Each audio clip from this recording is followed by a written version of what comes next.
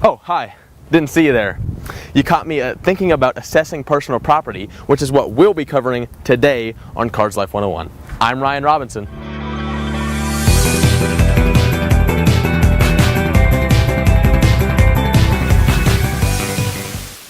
All right, so we're here at the county courthouse with Russell Hill, the Washington County Assessor.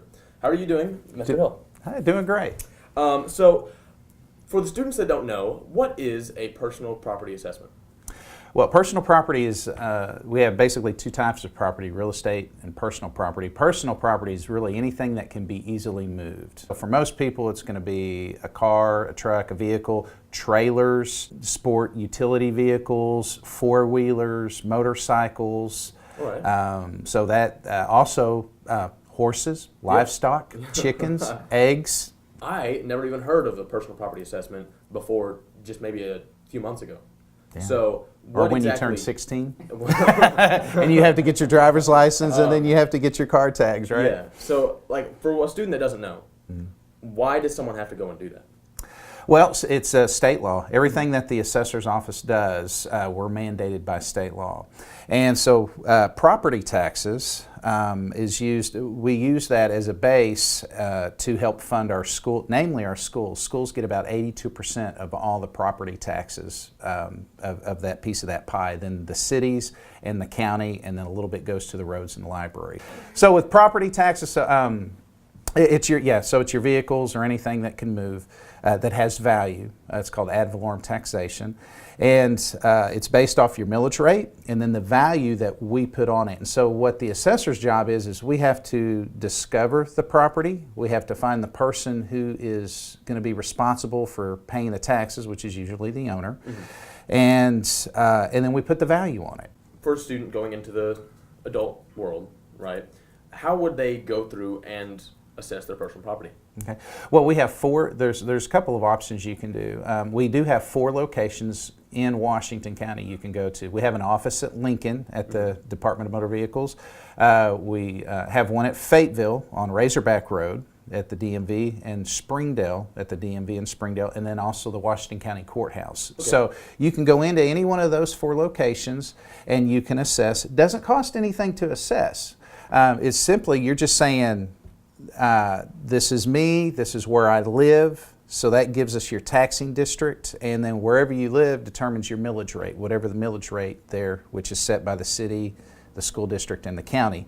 One thing too is state law requires that you assess all of your personal and business personal property between January 1st and May 31st each year. So you have to do it each year. Now you can go into one of our 4 locations across the county, you can assess online, or you can call in and assess over the phone. Okay. And if someone weren't to get in that deadline, what would happen to them? They will be given a 10% late penalty. Okay. So whatever the value, whatever your tax bill is, the collector will add a 10%. Whatever your bill is, they add 10% to it, and you'll have to pay that. And you have to do that. I can't waive that. Yeah, yeah. So make sure definitely get that done on time.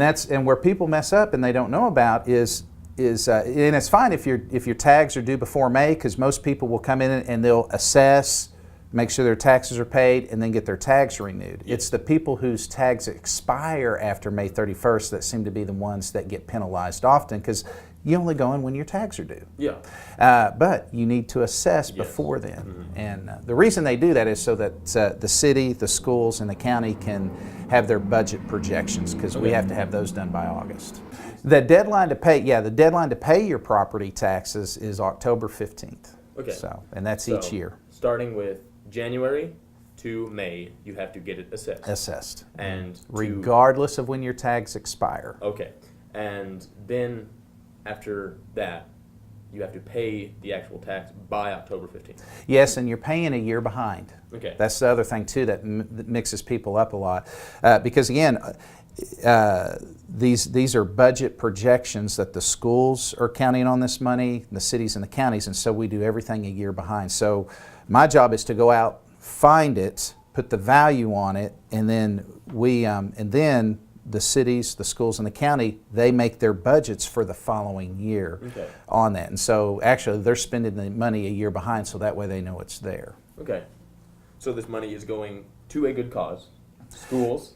Yeah, I look at it as like it's a kind of like a large homeowners association, because it's the district that you live in. That money that you're paying is reinvested back into your school. So if you live in the Farmington School District, you pay your property taxes. Your 82% of that is going back to Farmington School. It's going to the city of Farmington. It's going to Washington County. So these are all services that you benefit off of. And a lot of these, especially you get into real estate property, that's where people spend the most of their money, is on their houses. The school district is a great investment, because on your house, it determines a lot of what your property values are, because a lot of people, when they go to purchase a house, the first thing they ask, what school district is it in? Is it in a good school district? So we want to make sure that our schools are well funded. So when you pay your property taxes, 100% of that goes right back in to your investment. And you said 82% of it goes to schools. Roughly. What is a good idea of where the rest of it goes?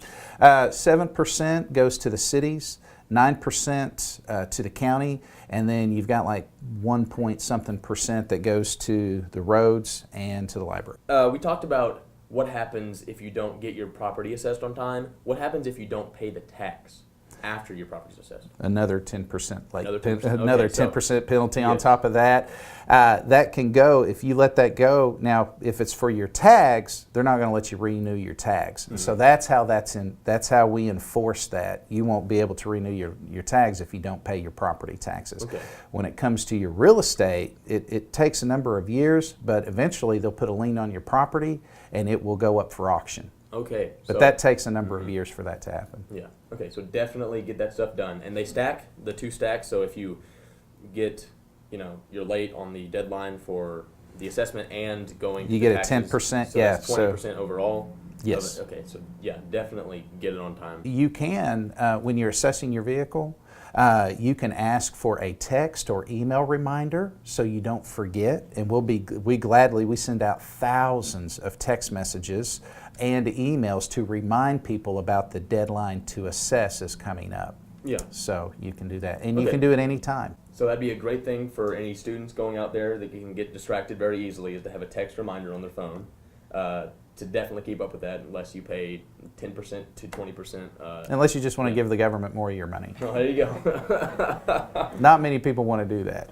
So, can you walk me through on what is going on this? Sure. So this is your personal properties assessment. So basically, when you come and assess, we make sure that we have your name correct. You give us your current address in the county that you're assessing in. That will give us a tax district, which determines your millage rate, which manipulates the taxes you pay every year.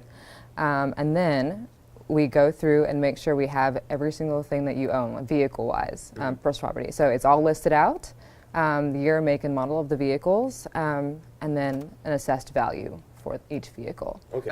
I'll say one thing that is when we do, especially with vehicles, we put in the VIN number, and then that goes to a database that's provided by the state, and there is a company that generates what those values are. So that's how we come up with the values of that, is from the state, and then that automatically generates the value. And what you're looking at is not the market value, but the assessed value, which is 20% of the market value.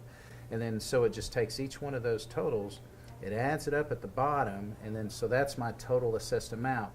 Then I would multiply. So if I wanted to know about what my bill was, I actually had a call yesterday from someone who was wanting to purchase a rather expensive car, and they go, how much is my property tax on this car going to be every year? And it was a $40,000 car. Right. And so first thing I said, well, so I just, and we don't have those values in yet because it was a 2018. We'll get that in the beginning of January from the state.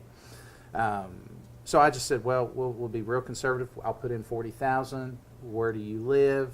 Figured out her taxing district, and then her bill was going to be $480 a year that she's going to pay to have that every year. Now it depreciates too with personal property. That's something we were talking have a about depreciation scale, and so those will automatically each year when you come in, if you have that same vehicle, you should see a slight drop in reduction because of the depreciation. So your vehicle usually tends to go down in taxes, but your property tends To go up. Yeah. And I will say the most important thing to remember is once you do have property to assess is to make sure you assess between January 1 and May 31st every single year. And there's multiple ways you can call us, you can come in the office, or you can do it online. Thank you for the opportunity to interview you. Yeah, enjoy. Go Wonderful. Cards.